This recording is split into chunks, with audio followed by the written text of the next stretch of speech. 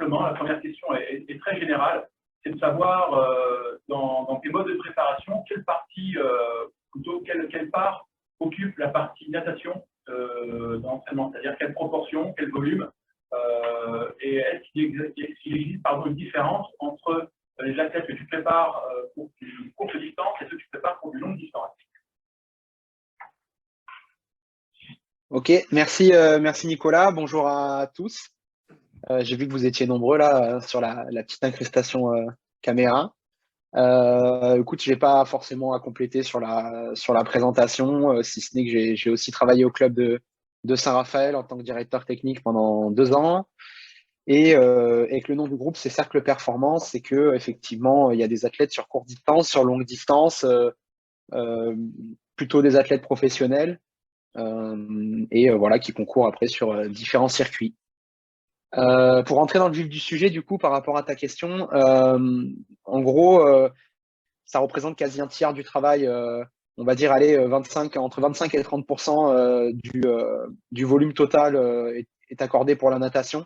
Alors, quand je dis pour la natation, c'est vraiment sur la partie en piscine, puisqu'on fait aussi du travail en musculation, par exemple, ou même on peut faire aussi du travail en dehors, qui est en rapport avec la natation, mais en temps effectif de nage, on va dire, on est sur à peu près 25%, 30% du volume total. De toute façon, c'est facile, hein, on nage entre 5 et 7 fois par semaine, plus ou moins 1 h 30. D'accord. Sur des... Pour compléter la question, est-ce que pour toi, c'est la même chose qu'on soit peut-être courte distance ou longue distance? En fait, au-delà de la distance et du format de course, c'est plus le profil de l'athlète qui va influer sur ce choix-là. Il peut y avoir des athlètes courte distance qui passent un petit peu moins de temps dans l'eau que des athlètes longue distance, par exemple. Pour moi, c'est un peu plus en relation avec le profil de l'athlète et la stratégie de course que l'athlète veut adopter. D'accord. Ok, merci. Alors, j'ai une deuxième question. Cette fois-ci, on va se rapprocher un peu plus de la technique. Nager dans le contexte du triathlon, on sait que c'est très différent de nager dans un bassin, de préparer un stand nagis, par exemple, ou même un instantané nagis.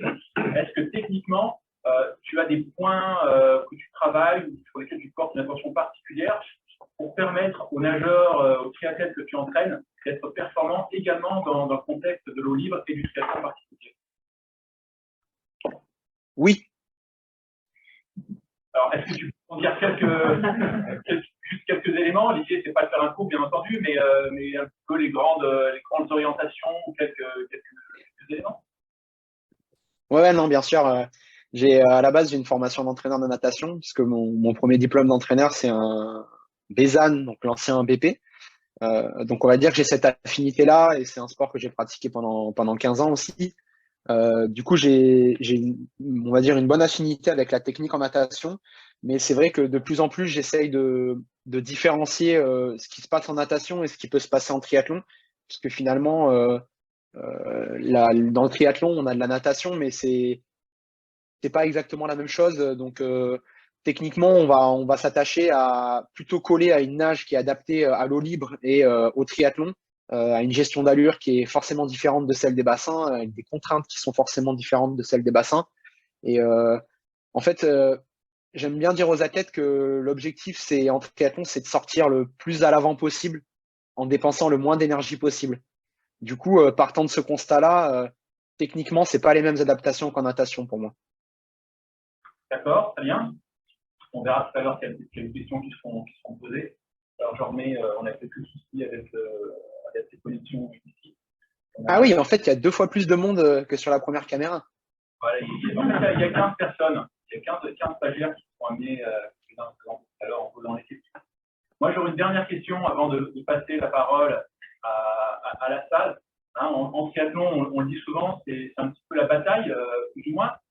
C'est-à-dire qu'il faut être capable de nager en n'ayant pas forcément son espace. Comment tu fais pour aborder ça? Justement, apprendre, entre guillemets, à nager au contact, voire même quelquefois au combat, étant donné que, notamment sur une ligne de départ dans les épreuves de niveau mondial, international, la première bouée peut se situer assez proche et l'enjeu, c'est bien sûr de ne pas être trop distancé.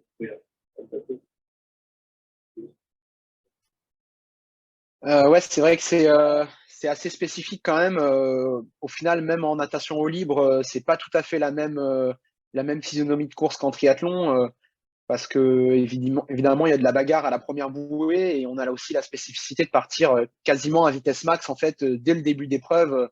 Pour une épreuve d'endurance, c'est quand même assez particulier. Euh, Sans forcément donner dans l'ordre, mais là tout de suite, il y a un travail qu'on a fait et qu'on continue à faire qui me vient en tête. Euh, c'est ce que j'appelle un peu être aquatique en tant que triathlète. Donc c'est un peu tous les aspects qui touchent avec le contact avec l'eau, être à l'aise dans l'eau, être à l'aise avec l'élément et dans n'importe quelle situation. Et ça, je pense que c'est un point important. J'ai l'exemple d'un triathlète du groupe là qui a fait les Bermudes le week-end dernier. Et en fait, il me dit qu'à la première bouée, il s'est fait couler, mais vraiment beaucoup, et qu'il s'est retrouvé quasi dernier. Et qu'en fait, il a réussi à pas paniquer dans cette situation-là et à vite se ressaisir, à réguler sa respiration, et qu'il était content d'avoir pu le faire et que voilà, on a fait un travail en apnée, avec des apnées, avec des situations différentes dans l'eau en début d'année, puis beaucoup l'an dernier. Et voilà, il m'a dit que ça lui avait quand même beaucoup servi. Et au final, il sort 10e de l'eau sur cette étape-là. Donc, il se rattrape bien sur la deuxième partie. Donc je dirais qu'un des éléments, c'est être aquatique, être à l'aise avec son élément pour que en cas de problème, quoi que ce soit, ben, on puisse avoir une réaction adaptée. Et personnellement, je me suis pas mal inspiré de ce qui se fait en surf, par exemple, ou en eau libre, ou en apnée, sur voilà, arriver à gérer le stress en situation compliquée, arriver à faire des apnées. Typiquement, l'athlète dont je parle, c'est quelqu'un qui n'était pas capable de faire 1 minute 30 en apnée au fond du bassin l'an dernier, quoi. Donc c'est un truc qu'on a travaillé et auquel on pense pas forcément tout de suite. Euh, Julien, Après, j'aime pas trop leur. Ouais. tu ne mentionnes pas les personnes, je pense qu'on peut le faire au contraire. Hein, ça ne dérange pas, c'est parlant. En tout cas, en plus, on a évoqué quelques exemples hier, parce que la formation a discuté hier. C'est l'exemple de Tom Richard, je pense, que tu évoques, qui a un parcours qui n'est pas forcément le même que celui d'autres triathlètes, en tout cas sur la partie aquatique. Donc, je pense que si ça ne te dérange pas, ne pas hésiter à nommer pour que les gens puissent bien se représenter ce dont on parle et les parcours. Et ce d'autant plus qu'il va y avoir quelques questions dans la salle désormais. Donc s'il y a des exemples, des choses à donner, c'est facile de bien se représenter les plans dont on parle. Voilà. Donc, moi, Ça marche. pour les parties questions, je te laisse compléter. Ouais, non, mais pas de souci, j'essaierai de nommer, mais là, j'ai dit un truc gentil, donc ça va, mais si jamais je centre un des athlètes, c'est pour pas trop nommer non plus. Non, je plaisante. Mais ouais, bah, typiquement, Tom Richard, il a commencé la natation à 16 ans, donc c'est vrai que les acquis de base de nageur, on peut estimer qu'il est peut-être passé à côté, donc il y a sans doute des choses un peu à rattraper, entre guillemets, mais finalement, il s'en sort plutôt bien. Et puis après, bah, la deuxième chose, je pense, c'est j'aime pas trop leur parler de bagarre ou de contact ou de choses dans le genre parce que je trouve que ça centre beaucoup sur les autres en fait. Je préfère leur parler de présence en fait, d'être présent dans l'eau et d'avoir une présence dans l'eau et de tenir sa place. Toujours dans l'idée de se dire bah, de sortir le plus à l'avant possible en dépensant le moins d'énergie possible, mais surtout d'être centré sur soi et sur son objectif, qui est d'avancer, de continuer à avancer, de ne pas avoir de temps mort. Et pour moi, ça dépend vraiment que de ce que fait l'athlète lui-même. Après, il y a des éléments extérieurs, ça peut être la météo, les autres, le contact, la bagarre, du monde à la bouée, etc. Mais pour moi, c'est important qu'ils restent centrés sur eux-mêmes. Donc c'est pour ça que je leur parle plus de essayer de rester présent en fait dans l'eau et d'être centré sur eux. Après, voilà, il y a les moyens techniques, il y a l'aspect physiologique à améliorer aussi, mais ça reste des choses assez classiques finalement. D'accord, merci. Du coup, on va ouvrir, là, je propose d'ouvrir le questionnement aux personnes qui sont dans la salle. Hein. Donc, on a, comme je le disais, 15 participants. Et on a l'intervenant principal du week-end hein, qui est un petit peu en retrait, qui sera peut-être amené sur une question que Bastien Presse. Donc, ce que je vous propose là, on a perdu Julien. Je ne sais pas si c'est volontaire en termes d'image, mais tu nous entends toujours. Et puis, tu es revenu. Okay. C'est bon, je suis là. Bien passé. Alors, qui a des questions à poser à Julien? C'est vrai que. Donc, alors, je vais faire passer, je vais voir. C'est juste en continuité de l'exercice. Je vais allumer le micro par contre. Hein Ok. Parfait. Donc, c'est la continuité des exercices appris justement pour des amateurs qui se retrouvent dans un triathlon où, par exemple, il y a 1600 personnes. Donc, quel type d'exercice tu proposes en piscine ou par un livre pour pallier justement à ce problème? Pour ne pas avoir peur. En fait, j'ai commencé assez simplement en proposant des exercices en nageant, comme on le fait assez régulièrement sur un travail qu'on appelle d'hypoxie en 3 temps, 5 temps, 7 temps par exemple. Et en fait, en faisant ça, je me suis rendu compte que c'était pas forcément facile pour tout le monde. Euh, du coup, j'ai basculé sur de l'apnée statique en fait. Donc, aller faire 30 secondes en apnée, essayer de faire descendre son rythme cardiaque, essayer de descendre en même temps au fond du bassin en étant en apnée, essayer de se retrouver en apnée les yeux fermés, être en apnée en ayant des personnes autour de soi, donc toujours en statique, hein. Et puis après, j'ai rajouté un petit peu de mouvement. Donc ça pouvait être en nageant, ça pouvait être juste en se déplaçant dans le bassin. J'ai pas entendu, pardon. 25 sous l'eau, une longueur sous l'eau ou travail là. Ouais, par exemple, ça pouvait être une apnée sur 25 mètres sous l'eau, ça pouvait être 25 mètres en apnée en nageant, ça pouvait être juste nager à 2 de front, côte à côte, les deux en apnée. C'était plutôt un travail de contrôle de respiration, on va dire, au début, plutôt que de vraiment d'aller chercher à améliorer l'apnée et l'utilisation de l'oxygène. Donc j'ai vraiment démarré comme ça. Et puis après, on a cherché un petit peu à jouer. Alors, ce qu'on peut faire en fait avec des enfants, hein, aller faire des immersions, mettre la tête en bas, se déplacer avec la tête en bas, essayer de se repérer les yeux fermés aussi. Ça a été un peu des exercices comme ça, et ensuite en le complexifiant petit à petit. Et en fait, rien qu'en faisant ça, en avançant avec les personnes, bah voilà, il y en avait qui se débloquaient plus vite que d'autres, qui trouvaient des solutions, et puis d'autres pour qui c'était plus compliqué. Et après, on va dire qu'en exercice un petit peu terminal, en complexification, on est allé faire, je crois que c'était 8 fois 50 mètres, pour donner un exemple, hein. 8 fois 50 mètres où il fallait réaliser le meilleur temps possible, sans respirer pendant les 50 mètres, mais avec une récup libre entre les 50 mètres.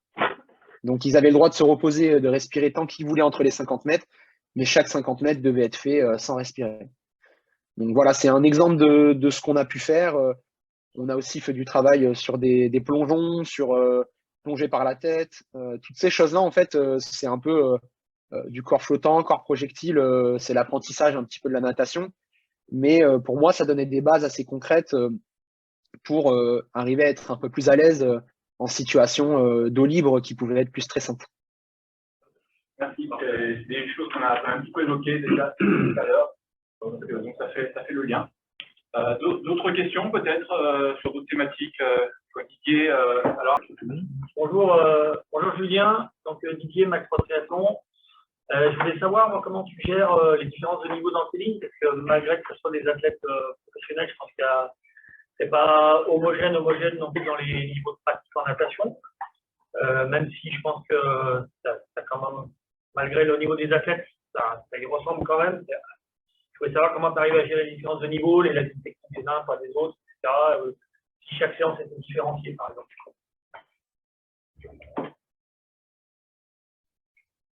Merci, salut Didier, merci pour ta question. Ouais, c'est vrai que c'est quelque chose qui n'est pas forcément facile. Alors, on va dire que j'ai la chance quand même d'entraîner un groupe où les athlètes sont plutôt à l'aise en natation et ont un niveau qui est assez quand même proche. Mais c'est vrai que sur certaines séances, selon les thématiques de séance, il peut y avoir des belles différences entre deux athlètes qui ont le même niveau en compétition, par exemple.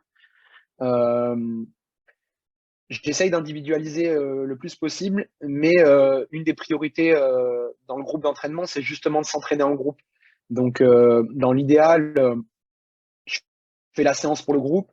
Après, pour ce qui est la gestion des allures, nous, en fait, depuis un peu plus d'1 an, on travaille avec un capteur de fréquence cardiaque qu'on utilise dans l'eau. Et en fait, ils ont une petite tablette sur le bord du bassin avec le retour sur leur fréquence cardiaque, ce qui permet d'ajuster les intensités d'entraînement comme on peut le faire en course à pied ou en vélo. Et donc, du coup, quand on a des zones d'intensité comme ça, enfin du travail en zone d'intensité, souvent ce que je fais, c'est que je donne des temps de récupération. En fait, ils ont leur temps d'effort, donc ou leur distance d'effort, par exemple, je sais pas, 5 fois 400 mètres. Ils peuvent regarder le retour de leur FC. Moi, je leur donne un retour chronométrique. Et derrière, ils prennent leur récup 15-20 secondes. Et si ça décale d'une ou deux secondes, ben, ils partent ensemble. Si vraiment il y a un décalage parce que le niveau de ce jour-là n'est pas le même, à ce moment-là, chacun prend son départ. Donc, moi, j'ai 12 athlètes dans le groupe. Donc, ça fait au final, même s'il y a des départs un peu différents sur la série, ça reste assez homogène dans la manière dont ça tourne dans les lignes. Donc, on fait comme ça. Ou alors, je fais carrément deux séances différentes. Et à ce moment-là, je les mets dans deux lignes différentes. On a la chance d'avoir un peu de place dans le bassin. Et je gère comme ça. Ok, merci Julien. Merci. Est-ce que d'autres personnes pour la suite, Cyril? Allez, on va faire basculer l'ordinateur sur Cyril. Bonjour. Bonjour, Cyril Chevalier du CYT91.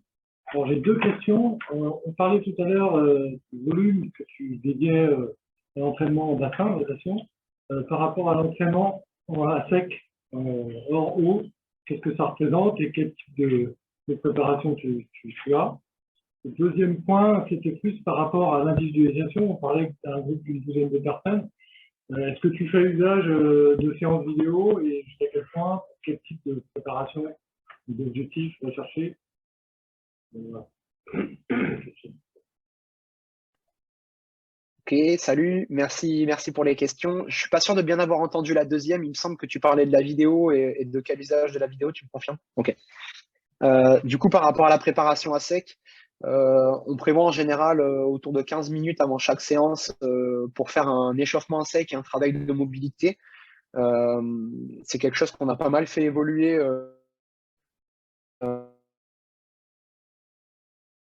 pour essayer d'individualiser sur éventuellement les lacunes qui seraient à renforcer pour certains. Et on travaille également avec un préparateur physique depuis cette année, Pierre Marquisio, qui en fait nous fait faire un travail en musculation plutôt orienté force max en règle générale, mais on fait aussi travail de contraste de charge, travail de puissance en fonction des périodes. Et je dirais que je peux compter à peu près 15 minutes avant chaque séance à sec, plus on fait 2 séances de musculation par semaine en moyenne, hein, qui durent autour d'1 heure et quart.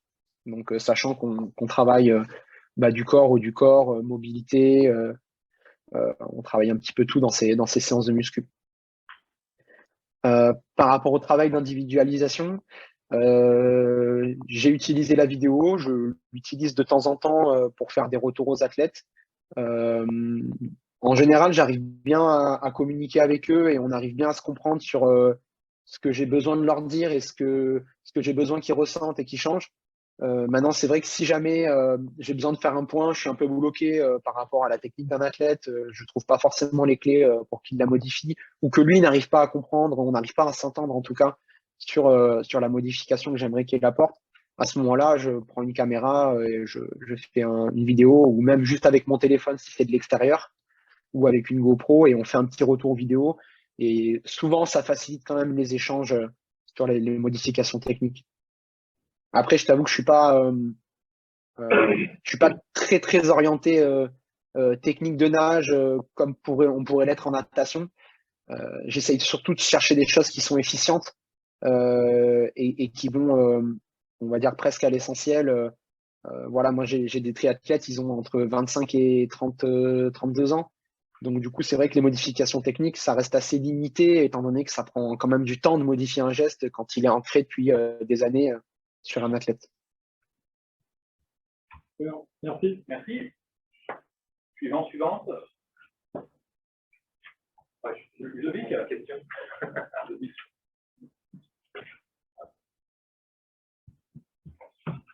Bonjour, Ludovic, moi je travaille pour la Ligue de Nord-Groupe Triathlon. Enfin, j'ai deux questions. Je voudrais connaître ton point de vue en fait sur l'évolution, sur la construction même du jeune triathlète. Comment tu la vois? Est-ce que à partir de Nîmes, on n'a pas un certain niveau, et quand je dis un certain niveau, je parle de niveau 18 ans, et pas un niveau technique. Est-ce que si on n'atteint pas un certain des références de temps, c'est fini pour la suite du triathlon, ou est-ce que tu penses Richard, on peut continuer à évoluer en ayant bien sûr une base, un toucher, on va dire quelque chose avec l'eau. Enfin, pas d'apprendre à nager à 16 ans. Mais voilà, c'est un petit peu mon point de vue. Salut, merci pour la question. C'est pas une question forcément facile. Disons que j'ai l'impression que traditionnellement, on va dire, ou culturellement, les triathlètes ont plutôt une formation de nageur. On sait que les entraîneurs de triathlon aussi c'était souvent des entraîneurs de natation avant que la formation se développe justement de triathlon.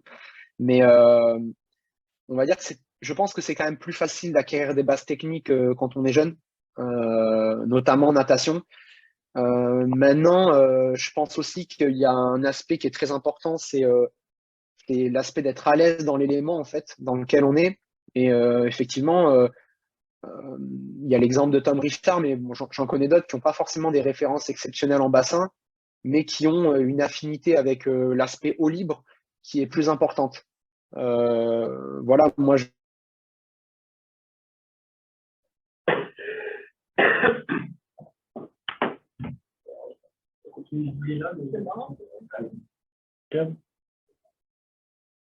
pardon, j'ai pas entendu la remarque.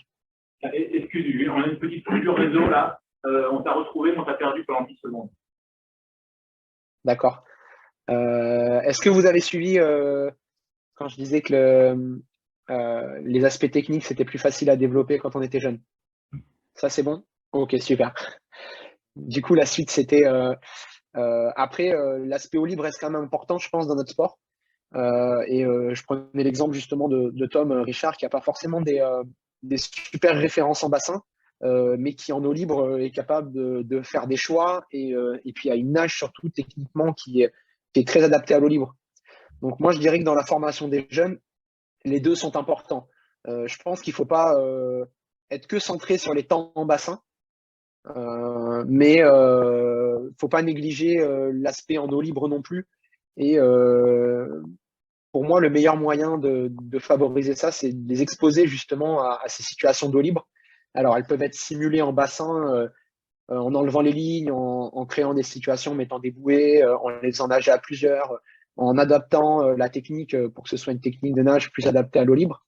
Mais on peut aussi aller, quand on a la possibilité, en lac, en mer, faire des stages sur des milieux ouverts.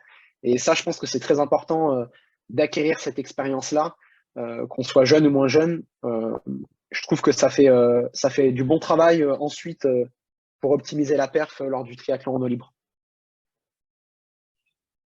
Il a répondu à ma deuxième. D'accord, par rapport à ce que je voulais avoir, c'était un petit peu les axes de travail qu'on pouvait mettre en place sur une saison.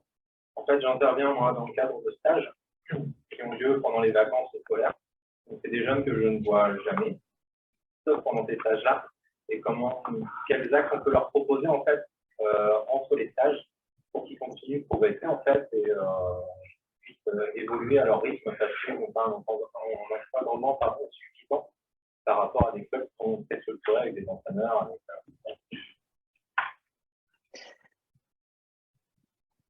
Je dirais que l'aspect aquatique dont je parlais tout à l'heure, c'est déjà quelque chose qui est assez important et qui n'est pas trop difficile à reproduire chez soi à l'entraînement, à condition bien sûr d'être accompagné à l'entraînement, notamment pour les phases d'apnée.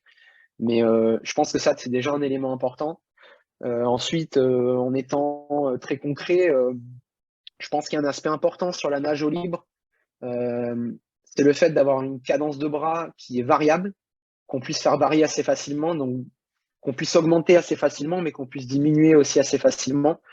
Et il y a un autre aspect, c'est le fait de ne pas avoir de temps mort dans la nage.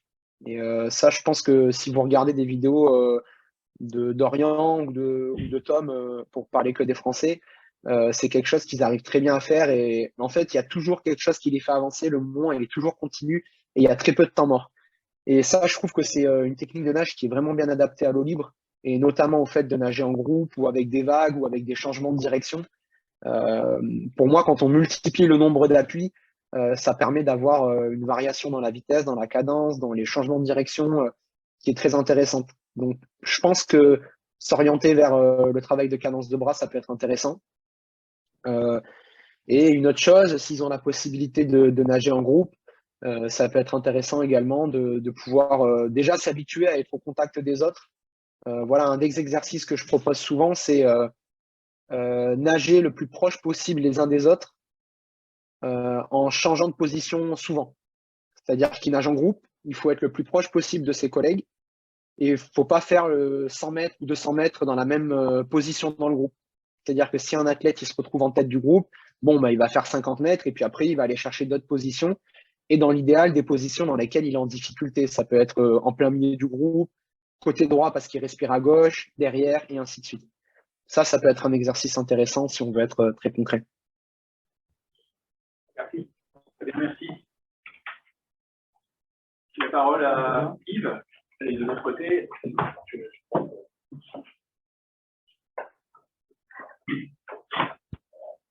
Bonjour Julien. Donc Yves, je suis entraîneur à distance de la structure Cipation. Et moi, j'avais une question sur l'entraînement en eau libre. Est-ce que tu es dans un bateau? Est-ce que tu utilises toujours la fréquence cardiaque avec ton écran? Okay. Donc, est-ce que tu utilises toujours la fréquence cardiaque ou est-ce que tu utilises, par exemple, une échelle de perception de l'effort avec tes athlètes pour doser l'intensité? Bonjour Yves, désolé pour le petit intermède sympa.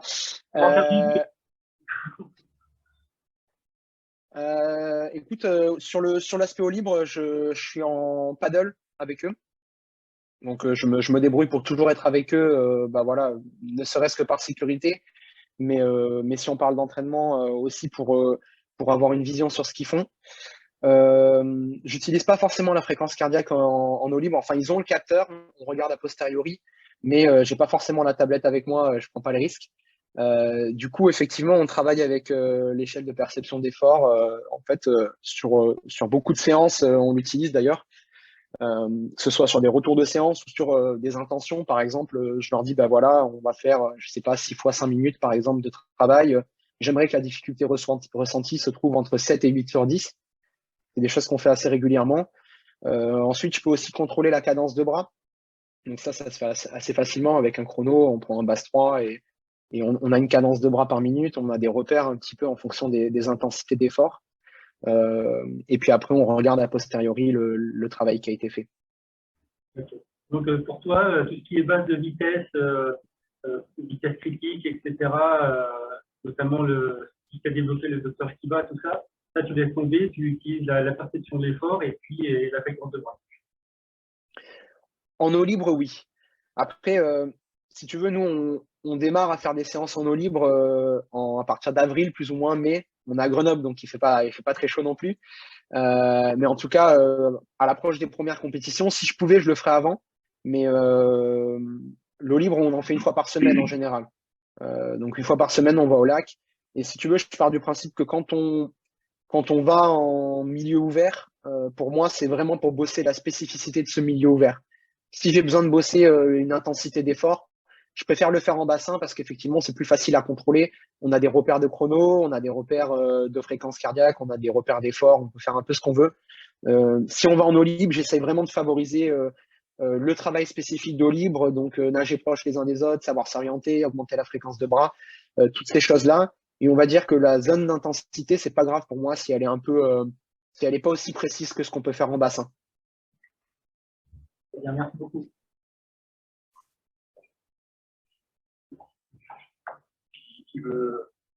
Qui veut poser une nouvelle question?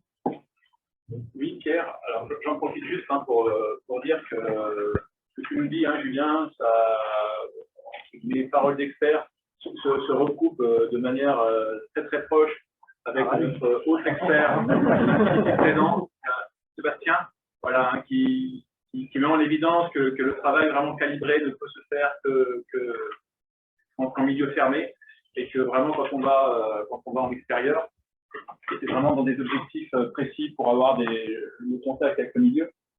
Donc, en tout cas, la grosse dominante, elle ne peut pas être faite en eau libre. Ouais. Bonjour, Pierre du Club des nageurs de Paris. Donc, moi, j'ai une petite question sur les séances en piscine. Donc, pour le longue distance, par rapport aux nageurs classiques ou aux courtes distances qui peuvent peut-être se ressembler un petit peu dans les séances, le contenu des séances, sur les distances. Est-ce que tu peux nous en dire un peu plus comment tu adaptes les séances donc en bassin pour les longues distances?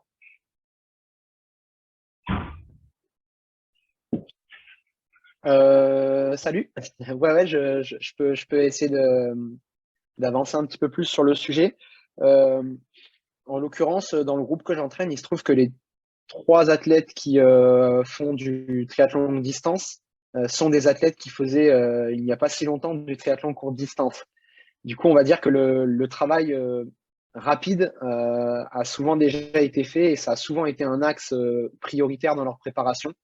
Euh, Ce que j'essaye de faire, en fait, c'est d'un peu plus s'orienter sur le fait de la gestion d'allure, notamment sur la partie natation, où là aussi, ça part pas à fond, mais quasiment sur des longues distances, en tout cas pour les athlètes que j'entraîne. Mais ce qu'ils vont faire en natation va avoir vraiment un impact très important sur la gestion qu'ils vont avoir après à vélo et en course à pied. Sachant que sur un Ironman ou même sur un half distance, on passe 2 fois plus à 4 fois plus de temps dans l'eau. Du coup, ne serait-ce que sur l'aspect énergétique, c'est des moments où on ne peut pas non plus se ravitailler. Donc, pour moi, il faut vraiment être très juste sur l'intensité qu'on va donner si on ne veut pas mettre en péril la suite de l'épreuve.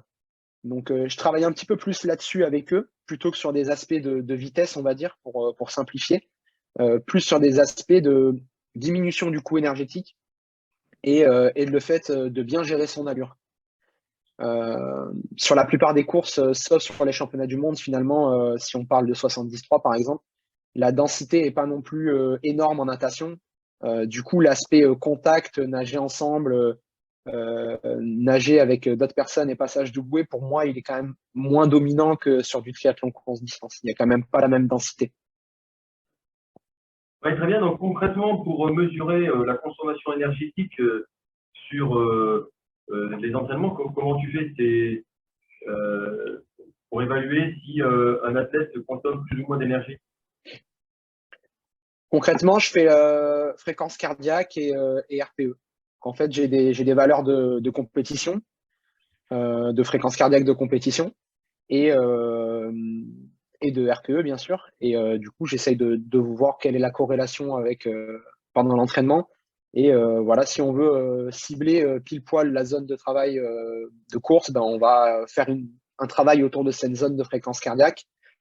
Et une petite chose aussi qu'on fait et qui n'est pas forcément habituelle, c'est que ils sont habitués aussi à se ravitailler en natation, à l'entraînement, ce qu'ils ne font pas en compète, mais j'essaye de les entraîner aussi à se ravitailler en natation. Ça, c'est une petite particularité. C'est-à-dire que, par exemple, quand ils vont faire une longue distance, avant la compétition, ils vont prendre un gel avant de démarrer en fait la compétition. Et dès la T1, en fait, ils vont aussi reprendre un gel, par exemple. Et donc ça, c'est quelque chose qu'on entraîne aussi à l'entraînement. On a souvent le bidon au bord du bassin, mais pour moi, quand on fait une séance d'1 heure et demie avec une intensité qui va durer 45 minutes à 1 heure, même si l'intensité est modérée, je trouve que c'est important quand même de se ravitailler de la même manière qu'on pourrait faire en compétition. Merci beaucoup. Quelqu'un pour la suite?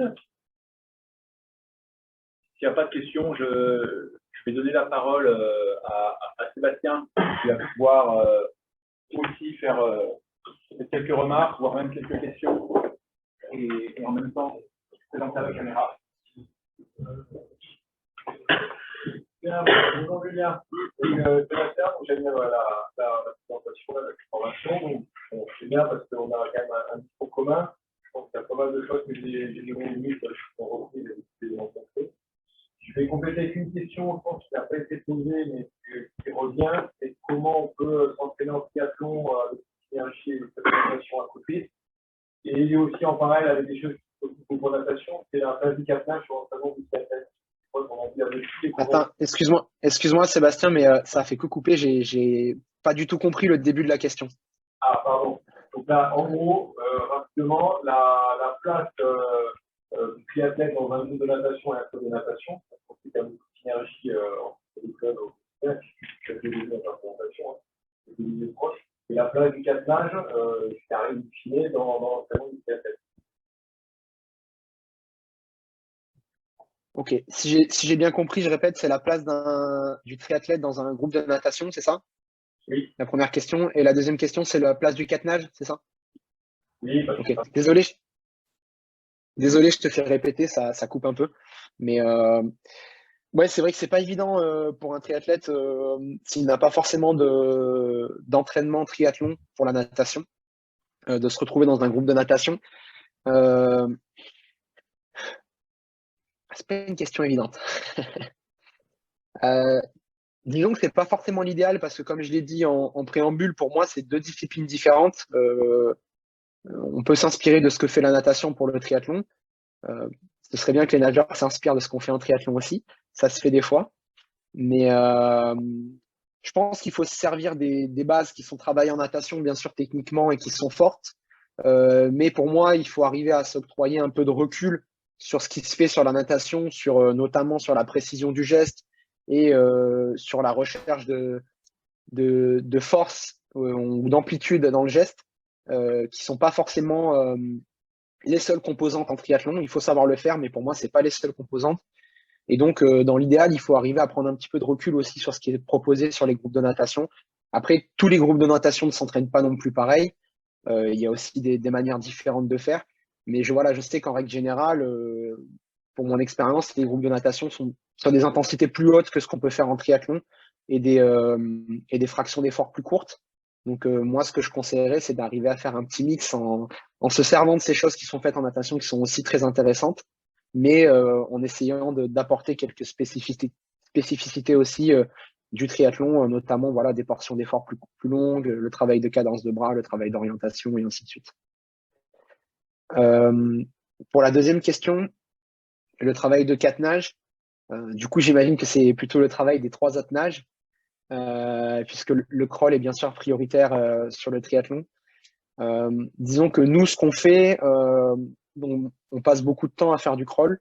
Maintenant, on va dire que j'utilise le dos pour travailler les parties antagonistes au crawl, ou pour faire un travail de force aussi, notamment sur les parties des chaînes postérieures. J'utilise la brasse et le pape un petit peu plus, soit pour un travail de coordination, qui permet aussi de varier les plans sur lesquels on travaille, notamment pour la brasse, puisqu'au final, en triathlon, on fait un peu tout dans l'axe, hein. Tout est linéaire et le travail de la brasse, notamment, même du papillon, permet d'aller sur d'autres axes différents. Pour moi, ça permet de compléter aussi au niveau musculaire. Voilà, ça peut m'arriver de mettre des séries, par exemple, en brasse avec les jambes qui traînent derrière pour essayer de travailler sur cette prise d'eau. Voilà, je l'utilise plus en complément, mais effectivement, le crawl reste prioritaire dans ce qu'on fait. Et après, encore une fois, moi, j'entraîne des athlètes qui sont, on va dire, en plein milieu de leur carrière ou parfois plus proche de la fin que du début. Donc, du coup, c'est vrai que on essaye d'aller prioritairement sur ce qui va servir sur la compétition. Mais pour moi, ça reste le travail du catenage, comme le travail en jambes aussi, ça peut être des questions qu'on se pose. C'est des éléments importants, notamment en termes de formation. Merci. Merci Julien. Donc à moi qui ai une nouvelle question qui se soit posée entre-temps, on va, je pense, pouvoir clôturer ce temps. Juste un mot pour clôturer. Déjà, te remercier Julien de t'être prêté à ce jeu d'échange de pratique. Je pense que c'est important de pouvoir avoir un éclairage d'un entraîneur comme toi qui a des problématiques au quotidien liées à ce qui existe dans les pratiques de référence, soit dans la pratique olympique ou la pratique plutôt longue distance. Donc, merci pour ces éléments de réponse qui, je pense, ont pu éclairer pas mal d'entre nous. Et puis, je te souhaite, bien entendu, bonne continuation et une bonne réussite pour toi et l'ensemble de ton groupe pour la fin de cette saison déjà, et puis, bien entendu, pour la saison qui arrive, qui se profile. Merci à toi. Merci Nicolas, merci à vous pour vos questions.